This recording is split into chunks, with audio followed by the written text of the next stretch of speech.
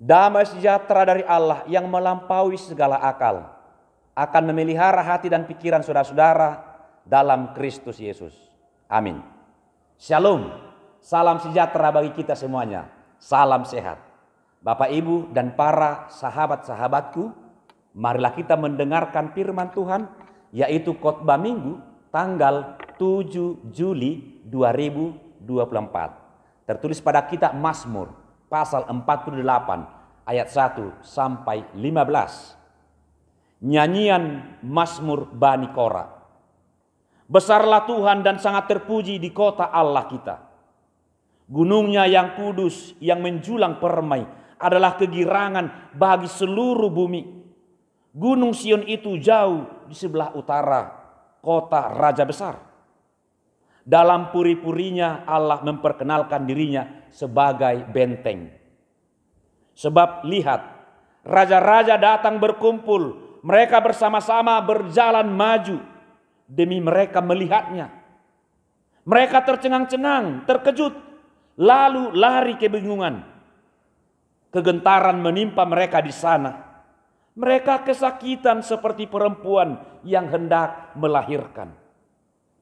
Dengan angin timur engkau memecahkan kapal-kapal Tarsis. Seperti yang telah kita dengar, demikianlah juga kita lihat. Di kota Tuhan semesta alam, di kota Allah kita, Allah menegakkannya untuk selama-lamanya. Kami mengingat ya Allah kasih setiamu di dalam bait-Mu. Seperti namamu ya Allah, demikianlah kemakmuranmu sampai ke ujung bumi. Tangan kananmu penuh dengan keadilan. Biarlah gunung Sion bersukacita. Biarlah anak-anak perempuan Yehuda bersorak-sorak oleh karena penghukumanmu. Kelilingilah Sion dan edarilah dia. Hitunglah menaranya. Perhatikanlah temboknya. Jalanilah puri-purinya supaya kamu dapat menceritakannya kepada angkatan yang kemudian. Sesungguhnya inilah Allah. Allah kitalah dia seterusnya dan untuk selamanya. Dialah yang memimpin kita. Bapak itu dan para saudara-saudara saya sekalian. Saya buka khotbah ini dengan sebuah perenungan dari Kidung Jemaat nomor 250, judulnya Allah Benteng yang Teguh. Ketika kita mendengarkan benteng, mungkin kita jarang melihat benteng. Atau mungkin kita pernah melihat benteng, tapi kita belum pernah masuk ke dalamnya. Dan mungkin saja kita membayangkan benteng itu adalah semacam tumpukan pasir di dalam karung, dan di belakangnya tempat berlindung para tentara untuk menghalau musuh. Atau bisa juga kita berpikir benteng itu ibarat sebuah tembok yang sangat tebal. Di balik tembok itu ada meriam dan ada lubang tempat moncong meriam tersebut. Dan itu adalah pertahanan yang terakhir. Dan bicara tentang benteng, acap kali kita memang membayangkan tempat berlindung para tentara atau sebuah pertahanan terakhir.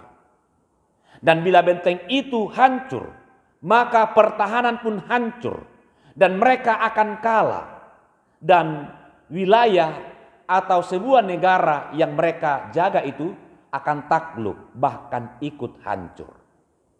Bapak Ibu, di dalam firman Tuhan ini Allah memperkenalkan dirinya sebagai benteng. Mazmur 48 ayat 3. Apakah maksudnya kalau Allah mengatakan dia adalah benteng, itu sama dengan seperti benteng oleh para tentara tempat berlindung mereka untuk menjaga sebuah wilayah atau sebuah negara? Untuk menjawab itu, saya ajak kita untuk merenungkan lagu Kidung Jemaat 250 yang judulnya tadi Allahmu Benteng yang Teguh. Allahmu benteng yang teguh, perisai dan senjata. Betapapun sengsaramu, pertolongannya nyata. Si jahat yang geram, berniat kan menang. ngeri kuasanya dan tipu dayanya di bumi tak bertara. Ayat 1. Lagu ini adalah karangan Bapak Gerejawi Martin Luther. Dia menuliskan di dalam lagu itu bahwa Allah adalah satu-satunya benteng pertahanan. Mengapa Allah disebut benteng? Mari kita lihat dari judul aslinya dalam bahasa Jerman, Ein feste Burg in unser Gott. Itu diterjemahkan Allah benteng yang teguh. Dan yang menarik dari judul tersebut adalah kata Burg. Apa itu Burg? Artinya sebuah rumah yang sangat besar milik keluarga Ningrat. Dan rumah itu memiliki puluhan bahkan ratusan ruangan atau kamar-kamar dan menampung banyak orang.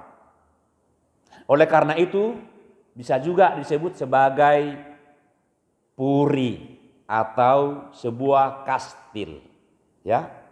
Dan ini yang menarik, yaitu puri fungsinya adalah tempat tinggal yang aman, tempat berlindung daripada serangan musuh.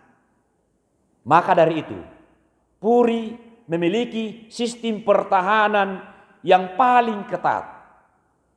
Sebuah puri dikelilingi tembok yang tinggi dan di belakang tembok itu masih ada lagi parit yang lebarnya kira-kira 20 meter dan sungainya agak dalam dan sangat dilengkapi dengan pagar di bawah air tersebut supaya tidak ada datang penyusup.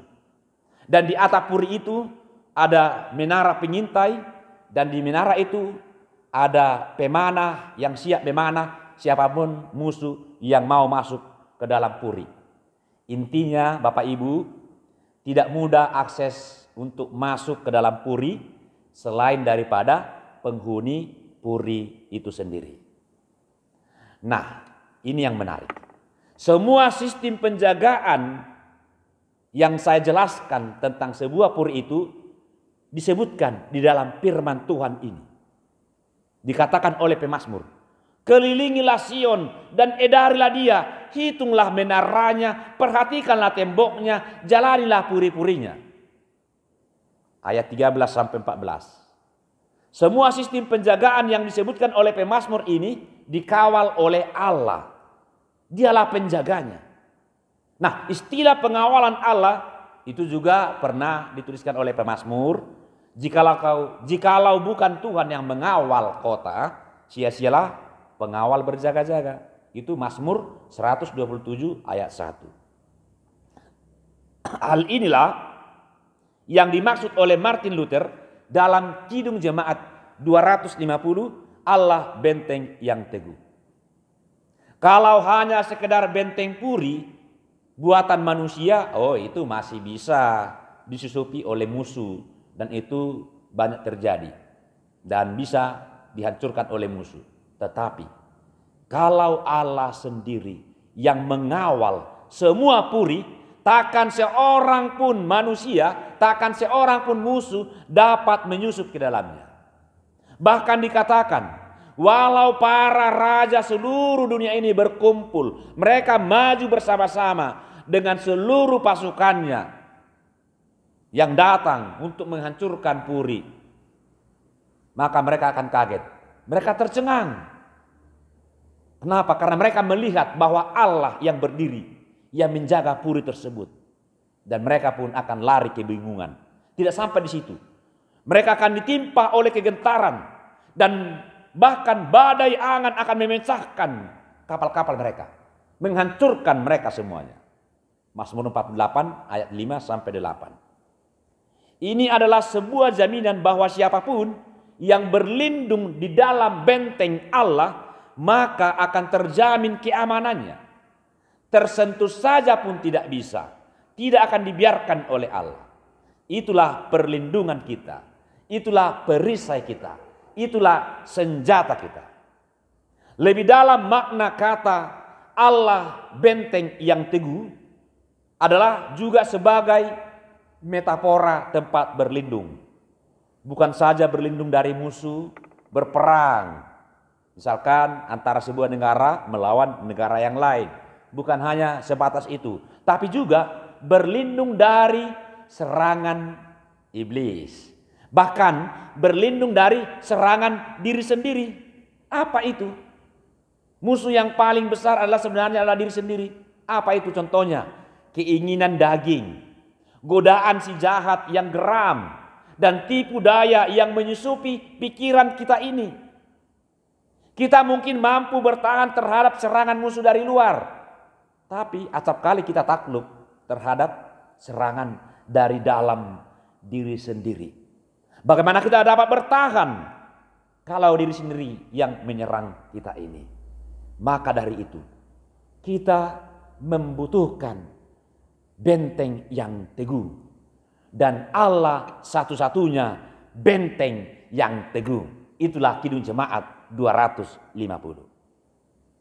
Jemaat yang dilindungi oleh Allah. Selanjutnya pemazmur di sini menggambarkan bahwa tempat benteng Allah itu apa itu? Bait Allah. Bait Allah itulah benteng Allah sendiri, tempat pertahanan sendiri, dan juga memakai istilah di sini Gunung Sion. Ayat 11 sampai ayat 12. Istilah Gunung Sion adalah menggambarkan kasih setia Allah. Artinya kalau kasih setia Allah menghinggapi hidup kita ini, maka hidup kita ini akan terjamin. Kita akan terlindungi. Takkan ada musuh yang dapat menaklukkan kita. Di sanalah Allah menunjukkan kasih setianya, perlindungan dan penyertaannya.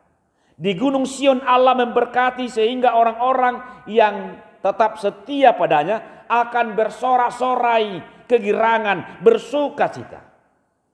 Dan dengan jaminan ini orang-orang percaya tidak perlu lagi takut pada si jahat. Bahkan kepada iblis yang geram tidak perlu takut. Dan tidak perlu lagi takut kepada semua musuh. Sebab Allah adalah benteng yang teguh bagi kita. Kita berlindung di dalam benteng yang teguh. Di sisi lain Bapak Ibu, kita juga perlu menyadari bahwa hidup kita ini selalu dikelilingi oleh berbagai godaan, berbagai cobaan. Dan banyak sekali godaan yang datang kepada kita setiap hari, setiap saat, dimanapun kita berada. Baik itu godaan kemewahan, jabatan, dan kesenangan hati. Kadang kita tidak mampu untuk menahannya. Bahkan bukan hanya godaan saja. Bahkan cobaan dan penderitaan pun bisa membuat kita takut dan gentar. Itu menunjukkan memang kita adalah orang yang lemah. Memiliki keterbatasan. Tidak ada kemampuan kita untuk melawan semua itu. Maka dari itu, dengan menyadari kelemahan tersebut, kita harusnya menyerahkan hidup secara total ke dalam penyertaan, pemeliharaan, dan perlindungan Tuhan. Kita perlu masuk ke dalam benteng Allah yang teguh. Allah akan selalu menyertai kita. Dia akan selalu menjaga kita setiap saat. Dalam segala aktivitas kita, dalam setiap perjalanan hidup kita, panggillah Dia, serahkan hidupmu, Dia akan menyertai. Dia akan menjaga kita. Allah akan terus mengawal kita. Takkan dibiarkannya kita ditaklukkan oleh musuh-musuh kita. Yang penting kita harus percaya dan setia di dalam perlindungannya. Allah benteng yang teguh bagi kita. Bersukacitalah. Amin. Terima kasih ya Allah atas firman-Mu ini yang memberitahukan kepada kami bahwa Engkau adalah benteng yang teguh. Kami sangat bersukacita. Oleh karena itu kami serahkan hidup kami hanya di dalam perlindungan Tuhan saja. Terima kasih ya Tuhan. Amin.